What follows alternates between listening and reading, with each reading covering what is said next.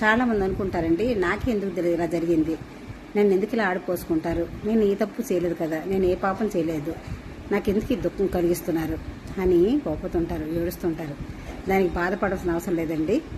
వాళ్ళ పాపం పండిందని, మిమ్మల్ని ఏడిపిస్తున్నందుకు వాళ్ళ పాపం పండిందని అర్థం. త్వరగా శిక్ష అమలు కాబోతుందని అర్థం.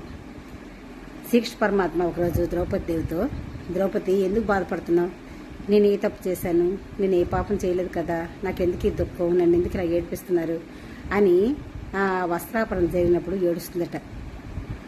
దానికి శ్రీకృష్ణ పరమాత్మ ధైర్యం చెప్పి, ఎందుకు అలాగే ఏడుస్తావు, ఏడకు, వాళ్ళ పాపం పండిందని అర్థం. నిన్ను విధి ఒక పాత్రగా వాడుకుంది, త్వరలోనే వాళ్ళ పాపం పండుతుంది కనుక నువ్వు బాధపడవలసిన అవసరం లేదు అని శ్రీకృష్ణ పరమాత్మ ద్రౌపది దేవితో అన్నారట. కనుక పాపం పండితేనే మనం ఊసిపడుతుంటారు, మనం తప్పు చేసాం